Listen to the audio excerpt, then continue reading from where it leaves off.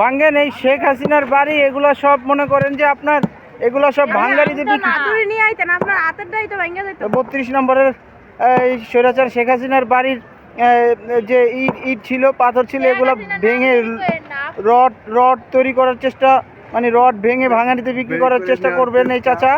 কিন্তু ভাঙতে অনেক কষ্ট, অনেক অনেক অনেক কষ্ট। হ্যাঁ, হাসিনা আপা যদি একটু দয়া করে তাহলে আলাদা একটা বুলডোজার পাঠায় চাচার একটু যদি সহযোগিতা করা যেত। উনি যদি ভারত থেকে একটু আসতো কিছু সময়ের জন্য এসে বাংলাদেশ।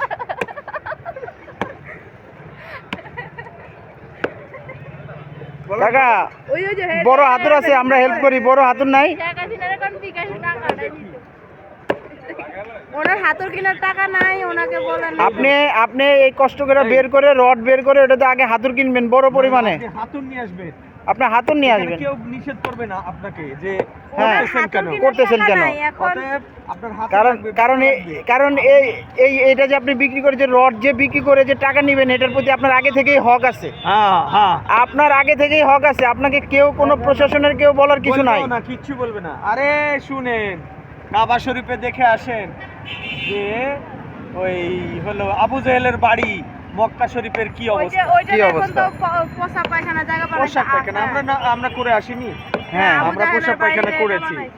আল্লাহ পাক পৃথিবীতে যত স্বৈরাচার আছে তাদের শেষ পরিণতি এইটা হয়। হিটলারই পারে না। স্বৈরাচারের থেকে প্রধানমন্ত্রী শেখ হাসিনা বড় স্বৈরাচার। আরে রাখেন ওর কথা বলেন না, যেগুলো কথা একবারে স্বচ্ছ পানির মতন স্বচ্ছ। আর ভোকাবলি দিতে পারবে না। না না, সে নিজেই বাড়ি চায় না, সৃষ্টি করছে মানুষ মারার জন্য। সে কত বড় স্বৈরাচার। সে একটা বক্তব্য দিছে 1 ঘন্টার ভিতরে, বক্তব্যের ভিতরে সে 1টা মিনিট সে বলে নাই যে আমি যা করলাম খুবই দুঃখজনক, আমি লজ্জিত। 1টা মিনিট সে বলে নাই। নির্লজ্জ বেহায়া। তার বাপ কি করছে, তার দাদা কি করছে, এগুলাই বলছে। সে তার একটা যে অনুতপ্ত বিষয় আছে, ওরকম কোনো কিছুই সে বলে নাই। 1টা সেকেন্ডের জন্য বলে নাই যে আমার ভুল হয়েছে। মুখে তুলতে পারবে না যে আমি না, সম্ভবই না। আমরা ছোটবেলায় দেখে আসছি, আমরা গোপালগঞ্জ না যে আমি আওয়ামী লীগ করি, আমার এলাকায় বলতে পারি। আমরা গোপালগঞ্জের লোক হয়ে আমরা জেল খাটছি। আমি খালি পুলিশ প্রশাসনের বিরুদ্ধে নিউজ লিখছি ভাই, জেলে দিয়ে দিছে ভাই। বুঝেন নাই, কম অত্যাচার সহ্য করছি আমরা। ওর হক আছে, এটা নিচ্ছে না। আসলে আল্লাহ লিখে রাখছে যে এটা লিখে রাখছে না। উনি একবার হেপাইতে মানে শেষ হয়ে যাচ্ছে। ওইটুক জিনিসের জন্য কখন হাতে লাগবে, আপনি হাতুড়ি নিয়ে আসবেন। কেউ আপনাকে নিষেধ করবে না যে করতেছে, কারণ কেউ বলবে না। কিন্তু এভাবে আপনি কখন এইভাবে কষ্ট করে 1 টুকরা বের করলে কি হবে? 1 টুকরা তো আপনার আধা কেজিও হবে না। আপনি যে পরিশ্রম করতেছেন ওটা তো এইটাতে হবে না।